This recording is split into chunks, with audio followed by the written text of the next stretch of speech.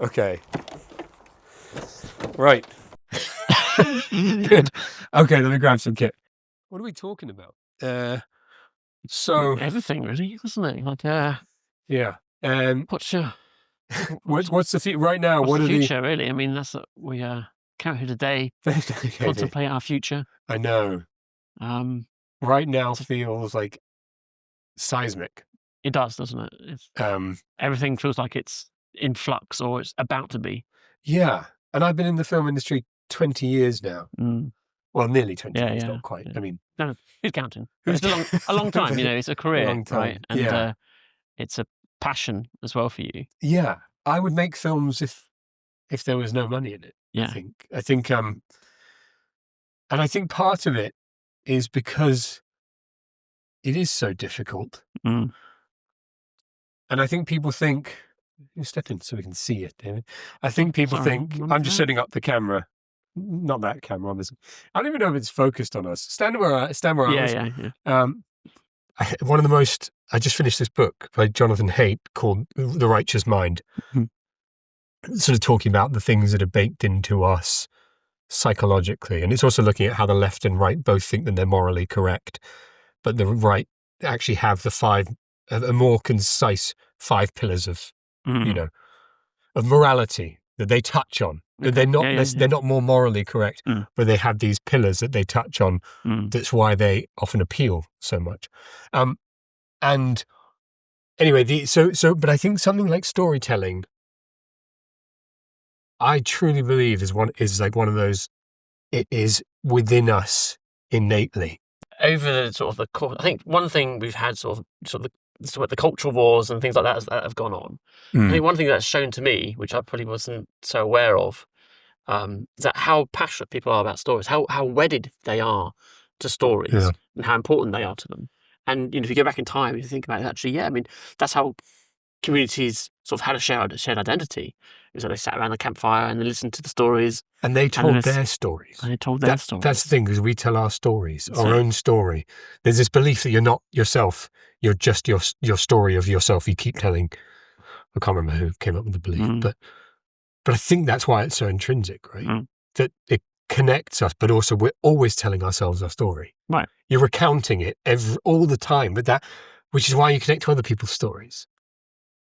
I think the challenge right now is as soon as you take people out of that, what's the point of the story? Right. It's just then it becomes a mirror to. It's the whole, I'll say the word wrong, simulacra, which is like a copy of a copy of a copy that doesn't have an essence behind it, a spirit behind it, or anything like that. Yeah, I mean, AI is the big elephant in the room.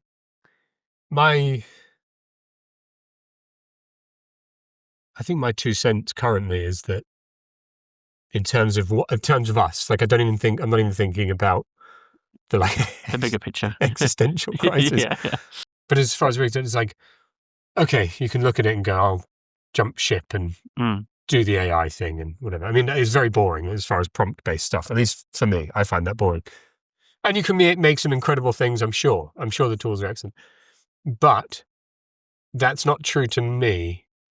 And that's not true to what I think story is, which is, and the craft in making it, regardless of the other huge issues of like the loyalty to the crew and the people, which mean that's the best feeling is being on set. I mean, when we shot a few weeks back, just on set, having fun with other people and creating something and looking at things and going, that's better. Yeah. That's better. And someone else saying, someone just going, someone making a mistake, happy accident, all those, an actor saying something. So actually, I wrote that, but actually what you just said is better.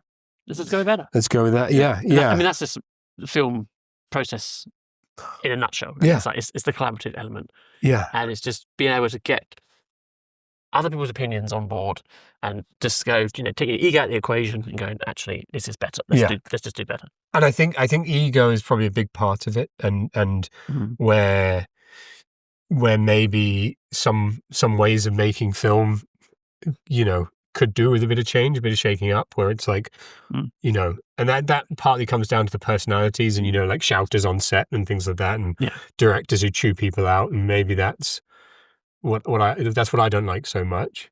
And I've been on sets where as a DP, and obviously I work as a director too, but as a DP, I'm not 100% sure about saying to an actor, hey, this is really great.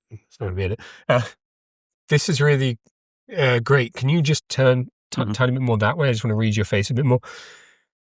On some sets, I'll feel so comfortable to do that. And I'll say to the director, hey, by the way, I just gave them a note to turn around. Hope that's okay. And they'll be like, dude, obviously, yeah, 100%.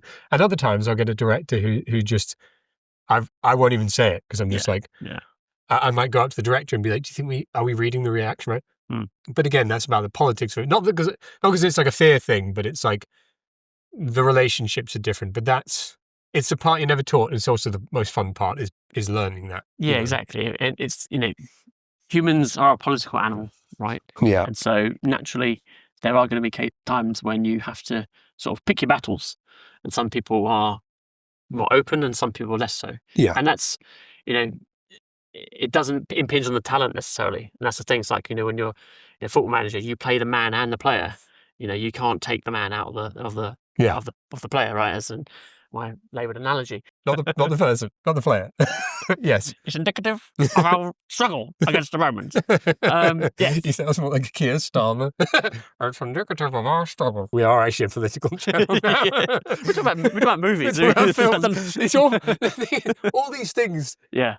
But I think the thing about it all is that all these things have an impact on us and creativity and story and identifying with people. I think we've chatted a bit at length before about how we think that the film is the highest form of art, in that it's that Kubrick it incorporates everything.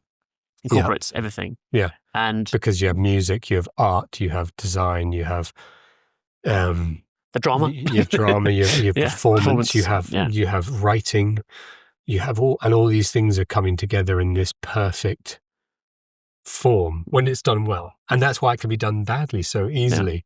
And also why a lot of the time it can end up as low-hanging fruit. And I know people have a lot of sort of critique of Hollywood these days, being lazy and what have you.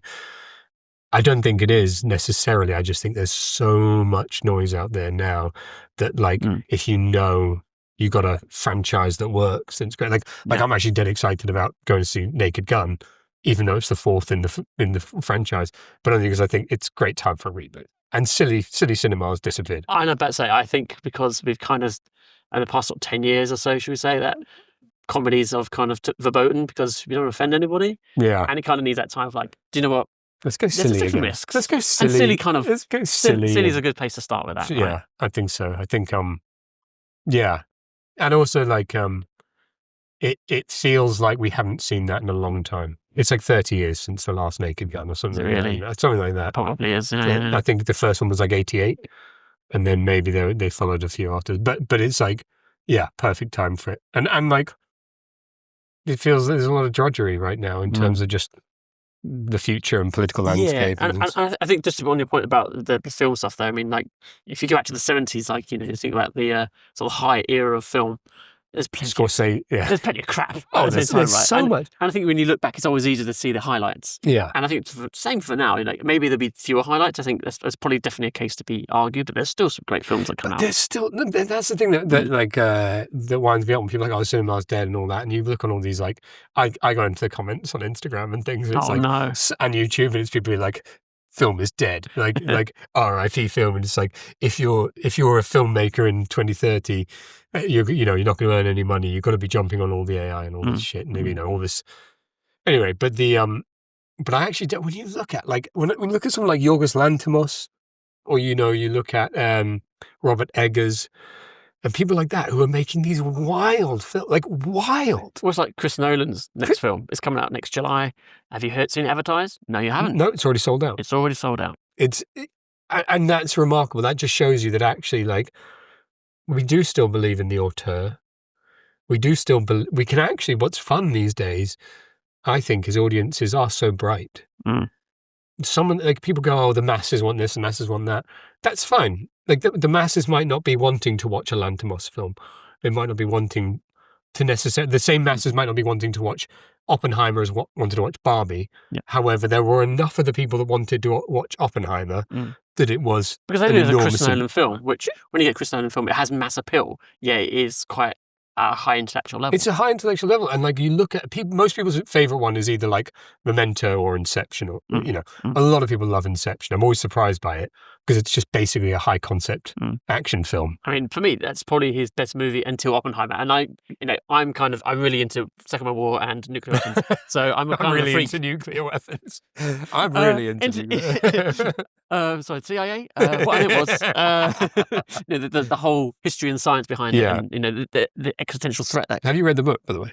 I have not. It's really good. Really good read. Yeah, I have children. I don't read as much. I need to carve out the 45 minutes in the morning like you do. My thing. By the way, this is a tip for anyone out there. Engage. I'm also giving advice on this new YouTube channel.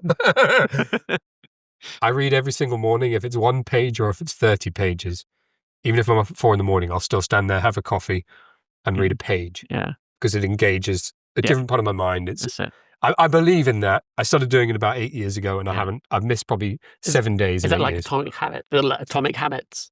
I don't know this. That's a book about doing the small thing. Just get that. I do like the Duolingo every day. Like the same thing. You can't do it now. 5 minutes. Fucking AI twat.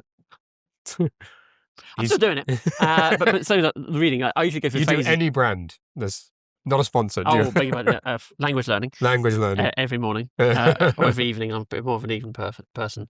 But I often go through phases like, I've just watched too much. I need to get a book. So what I usually do is it's kind of like a binge reading. I just go through a period of I just read books rather than watch movies or TV shows. I get that.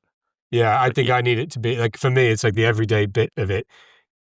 It's something that I can control because I actually love the chaos. Like when I drive to the gym in the morning, I often don't know which route I'm going to take. I'm not a creature of habit. I'll literally go, I'm going to turn left this time. Go a different route. I'm really You live near Beachy Head. I'm really not a person who craves routine so much. But what I do want is to have a few bits in the day that I'm in control of. Yeah. Because then I can let everything else go. And be on a film set, you're in control, you planned it all out, and then you're at the whim of what happens. It's like sort of planned spontaneity. Yeah. Where you can okay, I've set the framework of what I'm going to work in, and now here's my sandbox, I can jump into it. Yeah, exactly. Yeah. I think that's right. Should we stop now and do a little walk? Yeah. I think this is great. We're going to have a huge